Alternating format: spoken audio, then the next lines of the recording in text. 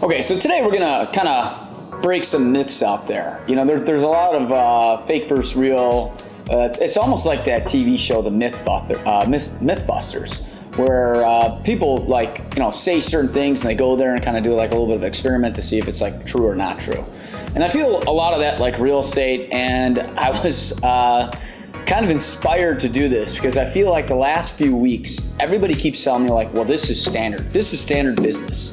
And I'm always like, well, who told you that's standard? Like, where did this even come from? Like, when my friend John told me that. Well, I don't know who John is. So this is Laricy Live, and I'm your host, Matt Laricy. We're giving you unfiltered access to the world of real estate. We cover the market trends, news, and give you honest answers to keep you ahead of the real estate game. Laricy Live is brought to you by Lincoln Title.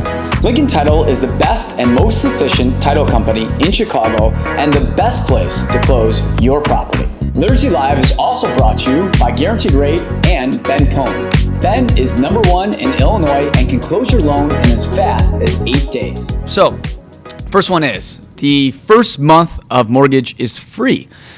So a lot of realtors are like, well, they could pay a little bit more because you get first month free. A seller's like, well, get them up because, you get that first month of mortgage for free. You don't get the first month of mortgage free, guys. You do pay for it. And it comes in your closing costs. So you're paying for it in your closing costs. There is no such thing as a free lunch, okay? You're always paying for it somewhere. So no, that money didn't grow off a tree. When you go to closing, there's not just like a branch that you just grab a couple, $1,000 off of and that pays your first month's mortgage. You pay it at closing costs. You just don't get a bill for the first month because it's already paid, but you do pay for the first month. So the first month of mortgage is not free. 5% off ask is standard. This is one I get with a lot of my buyers. Like, well, they're asking this, and I feel like, it's standard that you get at least 5% off. And I think the problem is first off, people go online and read like these blogs, and then these blogs, people kind of talk about that's the way it is, which isn't true, by the way. But the other thing is like, there's this thing where realtors calculate like list price to sales price. So I see this post on Instagram and Facebook a lot, like my list price to sales price is, 102%. And then the general consumer thinks like, shit, man, this guy's awesome. He's doing 2% above, he's averaging 2%. Above asking price for all his sales. And like, it's a huge misleading stat because let me tell you something. First off, there's two ways I could dissect that and show you how the list price to sales price ratio is complete and utter bullshit, okay? Reason number one, most stuff in the city, okay, has parking sold separately. So if I list something at $400,000, okay, and parking is $35,000 extra, that would mean the actual price is $435,000, okay? So, but the MLS only recognizes it at $400,000. So if I sell it for $410,000 on the MLS's eyes, or in the MLS's eyes, I'm getting 110% of my list price to sales price to list price. Okay, so I'm doing 110%. But in reality, it was supposed to be $435,000. So I'm just juking that stat. And if you do, 50 sales like that, and then you do a couple sales or it's 10,000 under, you're gonna have, way above it. I mean, if I actually pulled our list price, our sales price to list price, we're probably like 130% because of this BS stat, okay? It's not a real stat. The second thing is that what a lot of agents do is if they're listed really high and then they accept the lower offer, like let's say we're listed at $500,000 and we accept like a $400,000 price, right? There's a huge difference. It's going to crush that little ratio if that's one you like to brag about. So they'll cancel it and then relist it at the 400 and then put it under contract. So that way it looks like it's 100%, even though they don't show what the original list price is. What they should do is say, hey, what was the original list price that somebody took the listing on at, including the parking space, and then base it off of that. And then we can determine who's got like these great numbers. And then the general consumer out there can actually do the math correctly of like, well, is it on average 5% off ask price? There is no average. Everything is relative, okay? Each and every property is different. There are some properties I will sell literally hundreds of thousands of dollars off ask price, and there's other ones that I'll sell like $50,000 to $100,000 over ask price. There is no standard out there. Do not tell me there's a standard 5% off. I don't care what you saw online. Everything is different. You have to do things relative to the situation of what you're looking at today. Everyone offers home warranties. I feel like these are big in the suburbs, and lately we've been getting a lot of suburb agents coming down to the downtown markets and throwing these home warranties in. First off, in my opinion, home warranties are a little bit of a scam. I believe home warranties are very similar to buying insurance. If anybody out there that's watching this, anybody out here that's taping this, you've ever gotten in a car accident before, you ever know what happens, you get in a car accident, you call your insurance up, and then your insurance argues with you of why you're wrong, and then they don't want to give you any money, and they try to do it as cheap as possible to make sure that's not fixed correctly. You get in an accident, the odds that your car is going to be the same exact way it was before the accident are probably slim to none, unless you're a complete and utter asshole and are going to fight tooth and nail with that insurance. Now, the reason this brings me to this is because it's just like the home warranty companies. You buy these things for $500 to $650 to protect your appliances, and then what happens is your hot water heater breaks, and then the home warranty company's like, well, it's a certain brand of a certain year that we actually didn't insure, and you're like, well, where does it say that? And they're like, it's kind of in the fine print. So that's why I don't think these things matter, but they're not standard. And a lot of stuff we sell, it's a common HVAC system, so it doesn't really matter. But home warranties are 100% not standard. I think they're ridiculous. We ask for them in inspections sometimes because it's kind of like the only way to make things work. But overall, they're not the greatest products out there. At inspections, it's standard to get a lot of money back. This is another big one, is that a lot of buyers think that you do an inspection, there's the carpet's dirty, there's some scuffs on the walls, and then there's a nick in the floor here and there, and they're like, okay, well, all the floors need to be replaced. We need to get new carpet, and we need to get paint, and then we want a $50,000 credit. Guys, inspections, the point of an inspection is to make sure there's not any huge life and safety issue on a property.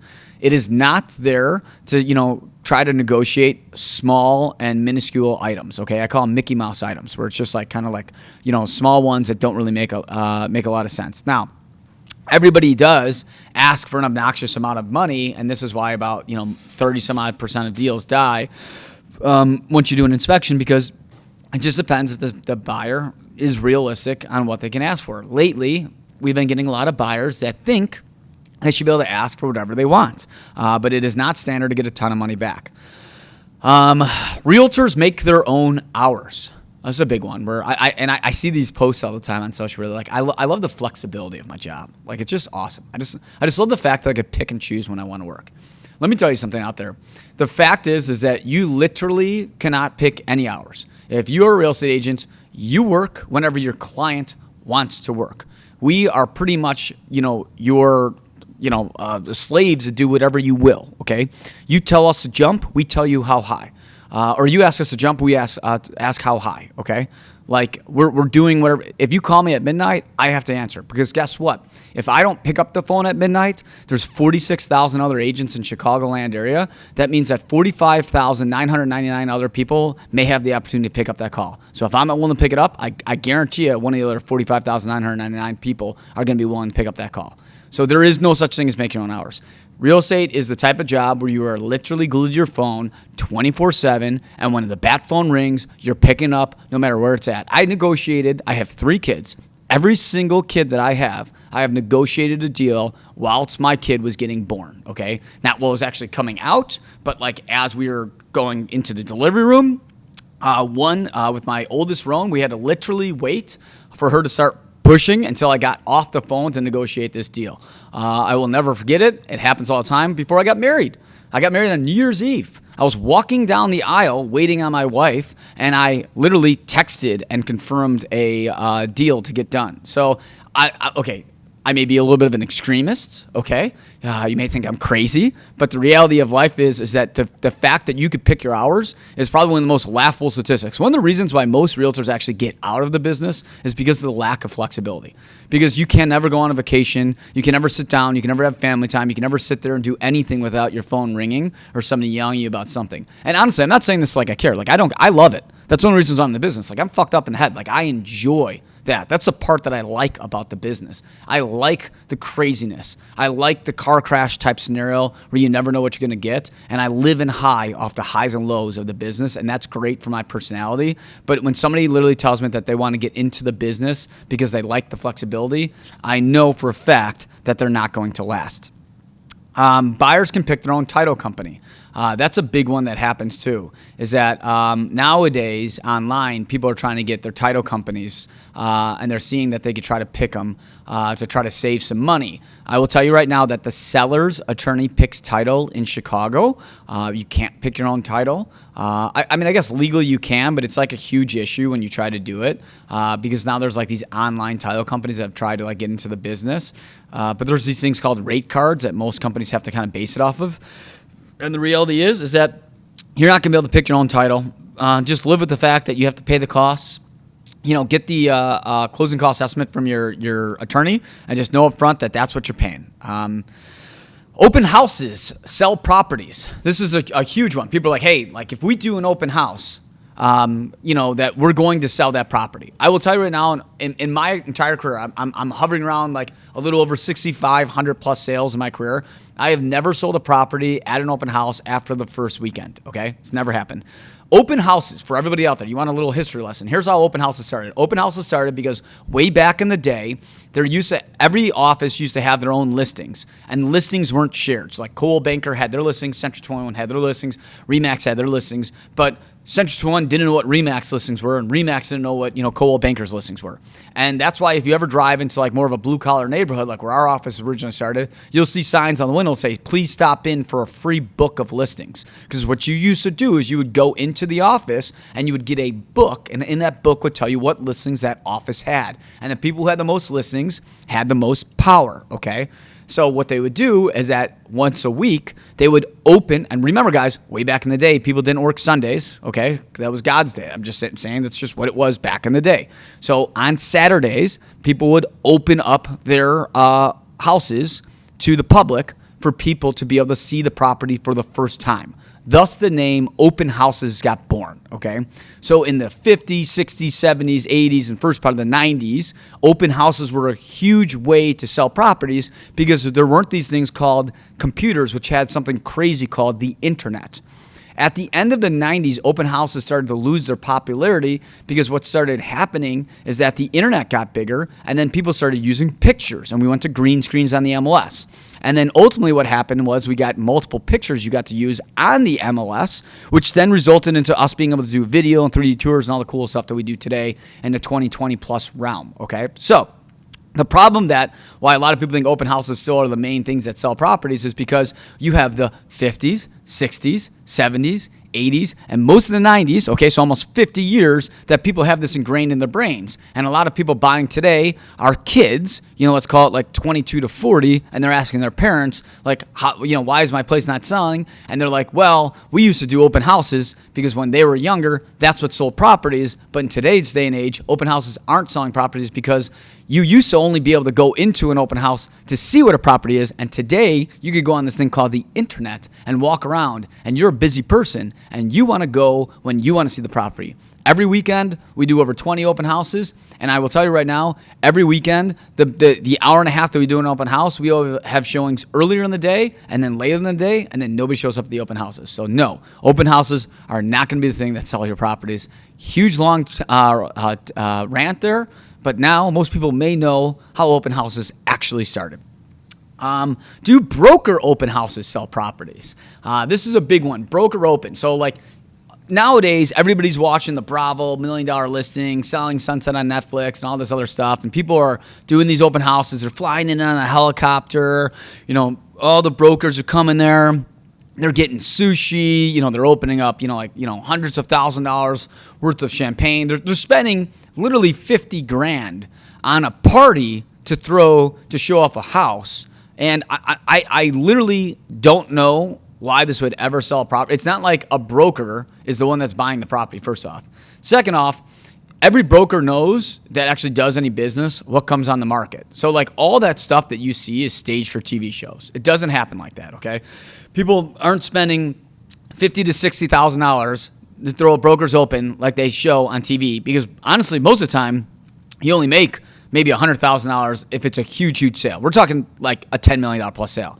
And then you got to pay taxes. You're on a split. You got to pay your staff. There's not that much money left over. And like if you're spending $50,000 on a party, and that's hopefully if it sells, you're pretty much going to lose money. I don't know about anybody else, but I'm not going to lose money or spend money to get a sale. Like, I'm not here to spend money to get it. So like, it doesn't make any business or any sense.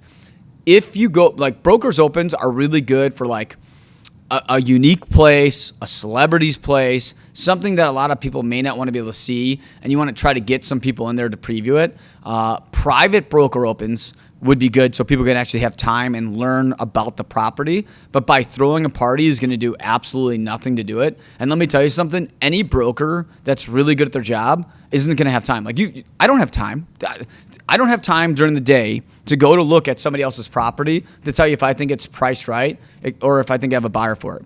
I know all the neighborhoods. So if a property comes up and I see it, I can look at the pictures, and you got a video online, because if you've got an expensive listing, there's a video, and there's a 3D tour. I can look at that and be like, oh my God, that's going to be great for Jill and John. Okay, that's a good place. I don't need to go there and eat sushi and try to get hammered to know if this is going to be good for my client or not. I'm sorry. I know there's a lot of people out there that do them. They swear by them. I do not think a broker's open is going to be the reason why any properties sell. I don't ever hear it on a wide-scale basis.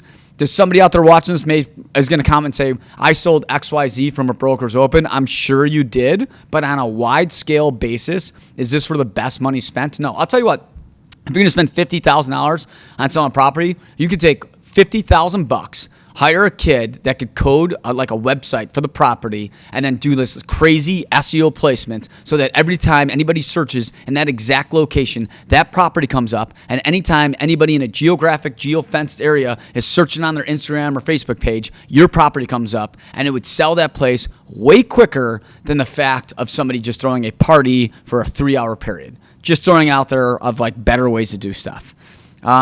Every property is open at all times. Okay, this is another good myth.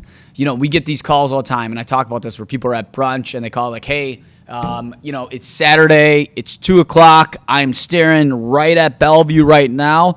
I could be there in, hold on a second, sir. 10 more minutes? I could be there in 10 minutes. Like, sorry guys, things are not open whenever you want them to be open. Okay, there are sellers involved. You have to get this agent involved. The person that wants you to show it could be involved. So it is tough. I totally realize that eventually, and probably the not too distant future, realtors, buyer's agents will be more like Uber, okay? And you will be showing on demand. That is where the business is heading, whether you like it or not. But for the time being, today, right now, in 2023, July of 2023, showings cannot be done on the fly within a 10-minute period. But the general consumer really, truly feels that, and you cannot talk them out of it. And I'm telling you right now, guys, that is not the case. Cash will always get you a huge discount. This is another big one, is that like cash is king, right? No matter what, if I pay cash, I've heard online, I'm getting 20% off. Listen, guys, you're not getting hundreds of thousands of dollars off because you're paying cash. I hate to break it to most people too, like in the markets we work, okay? Now I get it, if you're in some small town and there's not a lot of wealth, cash may go further, so maybe you get a little bit of a bigger discount. But in a big metropolitan city, the third largest city in the country, one of the largest cities in the entire world, like there's a lot of super rich people. I'm not one of them, okay? And I'm sure everybody watching this isn't a super wealthy person, but there's a shit ton of cash, okay? Cash is not as uncommon as you think. I think I read a stat not too long ago that over 30% of sales are cash. So you're not going to get a couple $100,000 off. You're not going to get 20% off because you got more money than somebody else. A lot of people waive their finance contingency anyway. So if you waive your finance contingency, it means the offer is good as cash. So what cash will do for you is cash will get you, make your offer better, okay? It'll let the seller's minds be at ease. It may be the reason they choose our offer over another offer. Maybe we get like 5 or 10, maybe off, okay, because that guarantee. But some sort of huge discount just definitely is not going to happen. The market's always crashing. This is one. The people who are always saying the market's always going to go down. Let me tell you something, guys. More times than not, real estate isn't going to go down. If you look at a 50-yard chart of where real estate performs, it always kind of goes up. There's a ton of them that show that it outperforms the S&P and things like that. I don't believe it. I get it. There's charts out there. It's all local to where it's at. I will tell you that, like, if a market does crash, it always kind of comes back. The stock market always kind of crashes a little bit and always comes back. Don't be a Debbie Downer. It's not everything's always going to crash. Buyers can go in on their own on lockboxes. This is a big myth. Guys, first off, that's illegal. It's illegal to send a buyer in on a lockbox on their own, okay? So a buyer cannot use a lockbox without an agent. Now, do I think this is going to change in the future? I actually do. I think the technology that's coming out, there's going to be like fingerprints or eye scans or some crazy stuff like that, and people will probably go in on their own. And the business at some point, and buyer's agents and stuff like that will probably change. But for the time being, sending a buyer in on a lockbox is completely and utterly illegal. It's rarer that I get agents that think this. There's certain parts of the city where I know that agents do this. But in the downtown markets and in most areas that I've ever seen, it is not only frowned upon, but it is illegal to send somebody in on there. But the reason I'm saying this is because a lot of buyers just think they could go in on their own. And that's the big problem. So if you're a buyer out there watching this, you cannot just take the lockbox code and go in. That would actually be considered breaking and entering. So it would be equivalent to you breaking into somebody's property. So just know that. So whatever, I don't know what the law states today, but essentially, if you do break into somebody's property, you will and can be arrested. It's okay to be late. This is a big one. This applies to everybody. We get buyers that just we have a 4 o'clock appointment, and they literally just stroll up 4:45. Just stroll in, no carefree, doesn't matter to them. They're like, oh, yeah, sorry, I got held up. Nobody calls or texts, by the way. Just show up, and then the whole tour is ruined. And we're like, hey, sorry, we just missed the last 4 places. They're like, what do you mean? Like, we're 45 minutes late. It's like, yeah, I get it that like you don't respect time, but everybody else does respect time. Agents are also late all the time, and they just think it's like nothing. I will be the first person to admit that if you had to tell me in my business model what's one of my biggest weaknesses and problems that I personally have, I'm late. I am. So I'm not going to be a hypocrite. I'm not going to sit here and tell you that I'm perfect. I'm also the asshole that like shows up late and just like, and I apologize. But like sometimes I show up late and I got a hot cup of coffee. And I'll tell you right now, and I've had a client call me on this last weekend. She's like, I was like, sorry, I'm 5 minutes late. She's like, you're 5 minutes late, but you got a hot cup of coffee. I'm like, in all honesty, like the mood I would have been in without this hot cup of coffee, you're probably better me showing up 5 minutes late because I'm going to be a crabby asshole without it. So yeah, I'm 5 minutes late, but I'm going to be a perky 5 minutes late than a crabby 5 minutes late. So the reality is, though, it is not okay to show up late, myself included, for people out there. Rates will always drop. This is another one. This is a very common myth right now that's happening. Is that the rates are always going to go down. Guys, the rates won't always go down. The rates won't always go up. Rates are kind of an ever-changing thing, okay? They're going to go up, they're going to go down. Don't try to predict the market. Don't try to time the market. You're never going to be able to do it. I'm never going to be able to do it. I'm sure you got a friend out there that, John Smith, he predicts that he's the greatest person ever, blah, blah, blah. I don't care that one guy's really good at timing. The general consumer is not going to be able to time it. You're not going to be able to time it. Don't worry about the rates. Buy it when you want to buy it and then refinance later if the rates drop down. Agents, real estate agents will always pay for staging, painting, and other small goods. No, they don't. This isn't standard practice to it. Are there some agents out there that do it? I know some agents. I know some of my competitors do it. I also know they charge a shit ton more money than me for commission. But hey, good for them. Good for them to do it. I'm not knocking on it. I don't knock on anybody. I think everybody does things differently. That's why they make red cars, black cars, and blue cars. But I will tell you, it is not standard business for agents to pay for like staging, painting. I tell people like, and I get this a lot of times from sellers out there in interviews. Like, oh, so you're gonna pay for staging, painting? I'm like, okay, well, the staging on this place is $2,500. They're like, yeah. I'm like, okay, and the painting on this place is what, about $3,000? Like, yeah. So I'm like, okay, so I'm looking around $5,600 all set in for you want me to pick up that tab? Like, yeah. I'm like, okay, and just to back this up, off the commission I make is $7,500. They're like, yeah, so you're still making $2,000. I'm like, okay, but I make $7,500. I got to pay 35%. Technically, from the commission we bring in, I got to pay like 42% of the money back. So now I'm already at a loss. Then I got to play my split because I'm on a split with my own office, even though I own the company. I'm on a 10% split. So now I'm down 52%, right? And then I got to pay, all my staff. And then I have to, take whatever home. So I'm actually going to end up losing about $2,600 to stage and paint this. So what you're telling me is you want me to take this listing on, and I'm going to pay you $2,600. I put it in that perspective. Like let's think about this. Are you going to go to work today? And at the end of the day, the boss is like, dude, you fucking crushed it today. I'd be like, yeah, I did. I'd be like, you know what? I crushed it so much. I want you to charge this. It's for you. That's for you for me doing that work. Let me charge that. No, nobody's going to do it. And you know what? I know what you're going to say to me when you're looking at this. Be like, wow, I think you guys make more than that. No, we don't. No, we don't. It sounds great. Like, I blame the TV shows. They put up these numbers, okay, and they act like, first off, they get all that money. They don't. It's like I compare it to like a baseball contract where these guys they're like getting $35 million a year. And it's like, all right, we'll break down that guy's 30. I mean, listen, $35 million a year is a lot, okay, but I'm still saying, like, when you break it down, that guy might be pulling in maybe 18, 19 million a year, which is still freaking insane, right? Still crazy, but it's a hell of a lot, less than 35.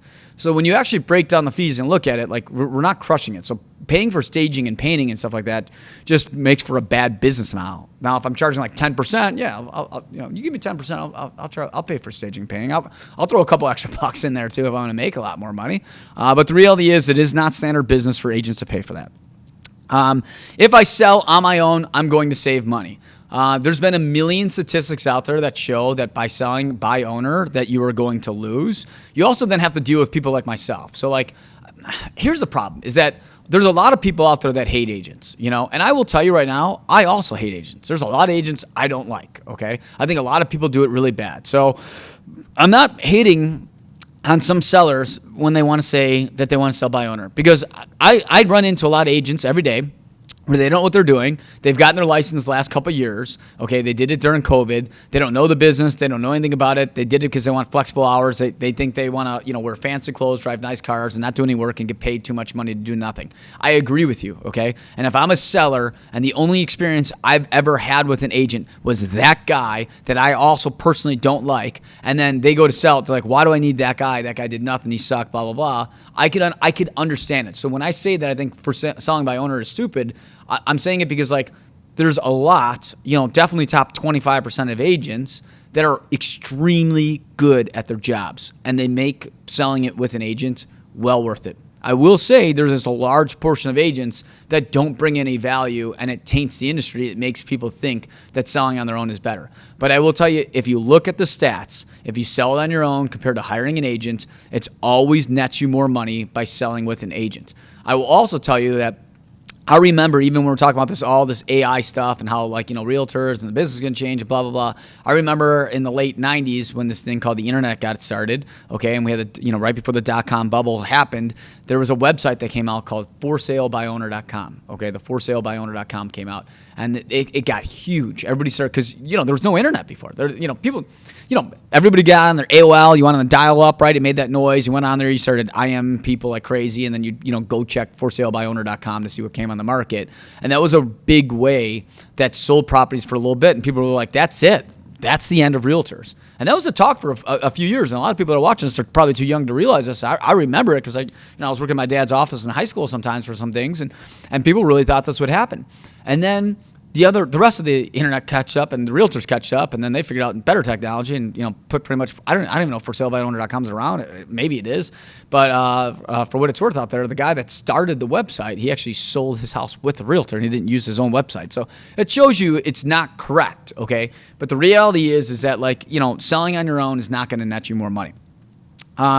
People care a lot about closets and window treatments. This is a big one when we go on listing appointments, or our sellers are harping on us that, like, hey, did you point out the closets? You tell them we got California closets and we got Hunter Douglas shades, and I get it. Guys, like, for every seller that's watching, it's like, you're an idiot, blah, blah. Like, I think I spent, this is not a joke, over like $80,000, 80 G's on my own pocket on, automated blinds, California closet, primo shit, like the best of the best, because I wanted it. And it matters to me. I like to be able to go home and hit a button and all my shit turns on, okay? And that makes a lot of sense for me personally.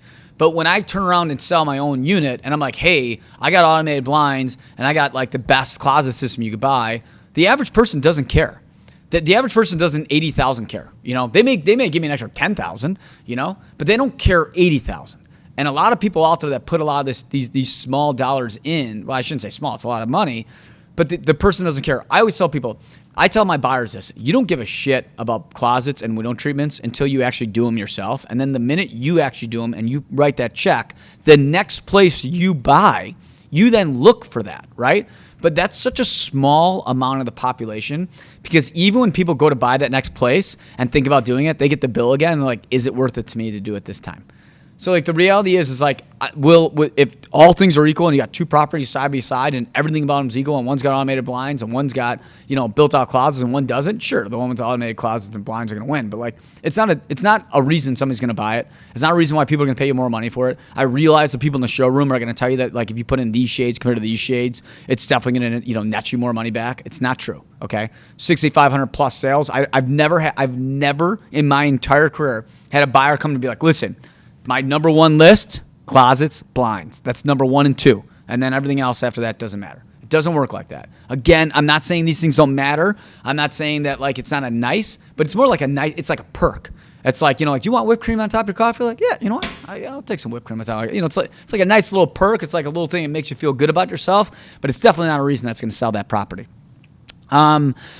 Sellers get to keep their earnest money. This is a big one. In other states, they may. Okay, I don't know how. I kind of know how it works, but I'm not like ingrained in the business like I am here. Like as a seller in Illinois, you pretty much can never keep the earnest money. So stop bringing it up. Like I all the time. Like we get a deal done, and the seller's like, yeah, well, we can keep the earnest money, right? Like no, we can't. And I told you this ahead of time. I told you this at our meeting.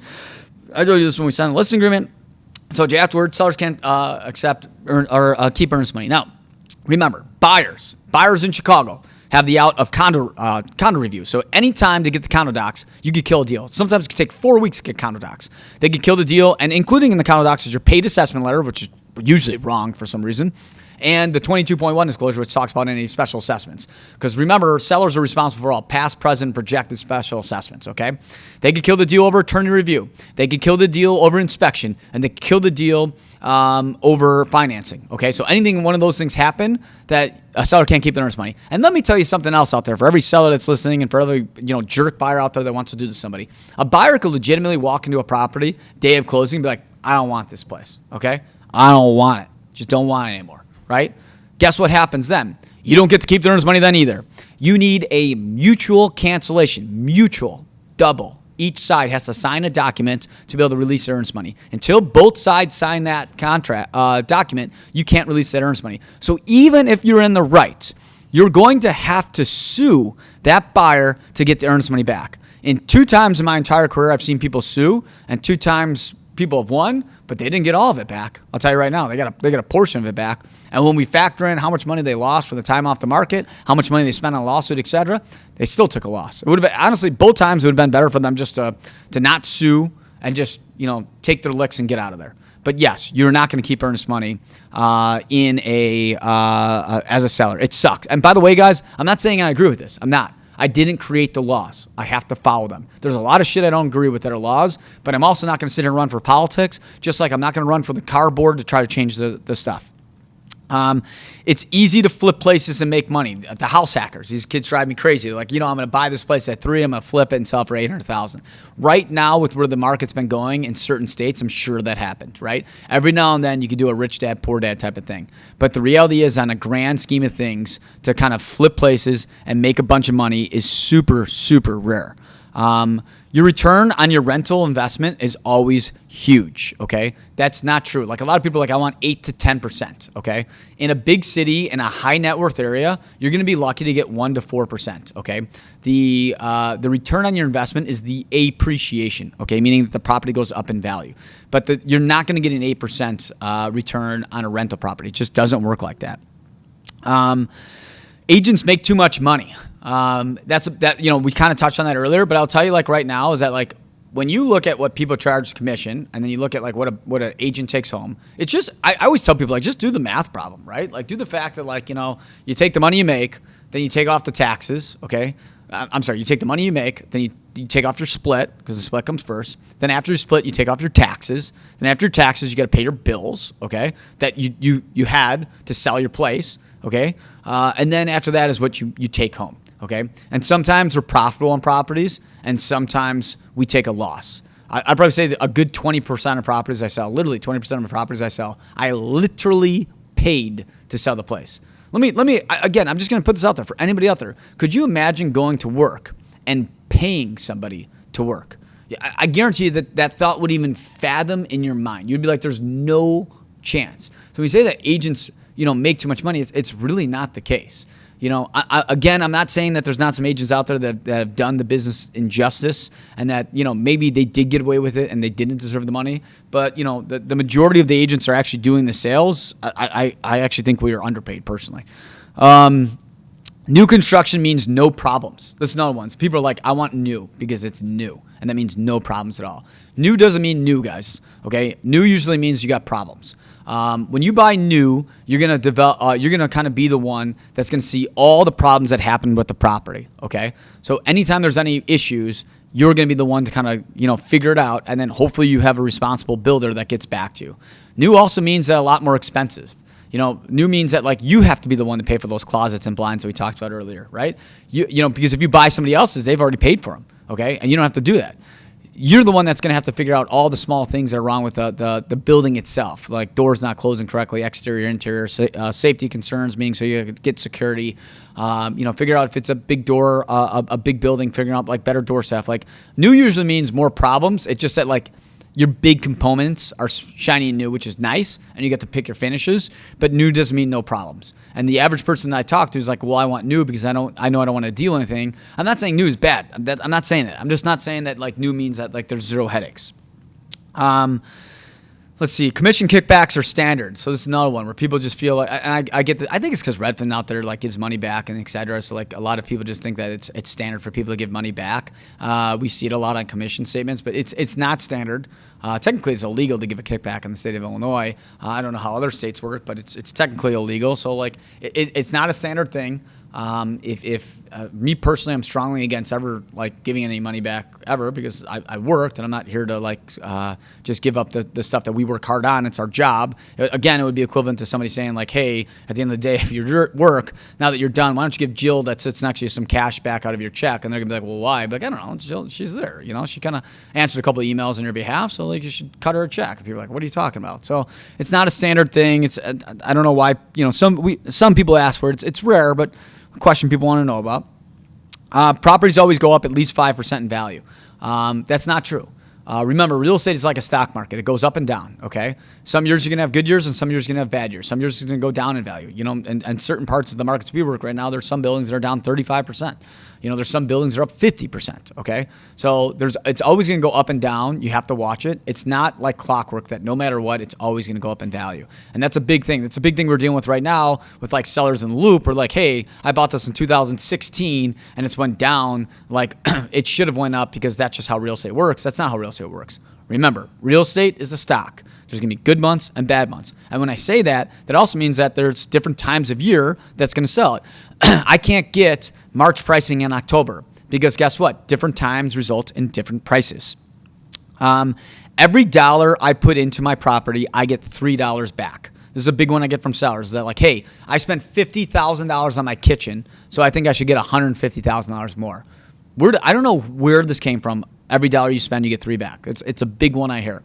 The way I look at it, guys, that every dollar you spend, hopefully you get 50 cents back, okay? So if you get half of the money back that you spent, that's a win. And the win is that you got to pick the finishes you want.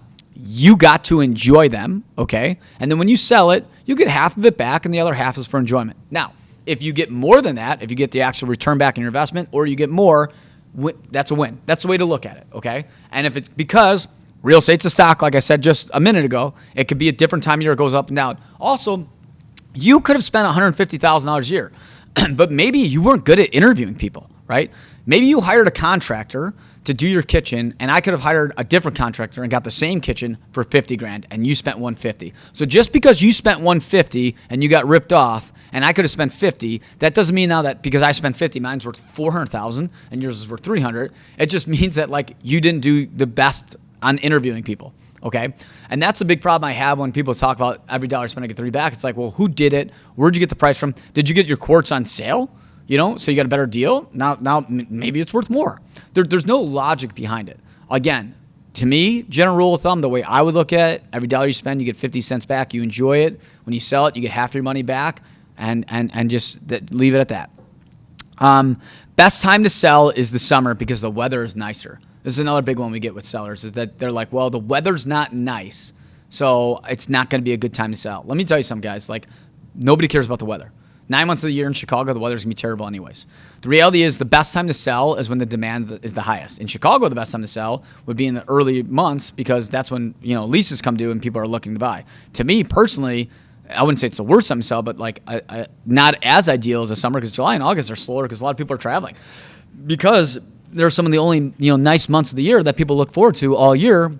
It's not going to be as busy as February, March when it's snowing outside and nobody's got anything else to do. So that's probably the best time to sell is when nobody else has anywhere to go other than looking at housing. So again, the best thing to talk about when the best timing is for your particular project is talk to a professional and kind of get an idea. Okay, that's it, guys. So those are kind of like the myths versus realities, the fake versus the reals, the things that kind of really have to know about. Not what you read online because some guy said it. These are what we see in the trenches firsthand. Thanks for listening to Laricy Live.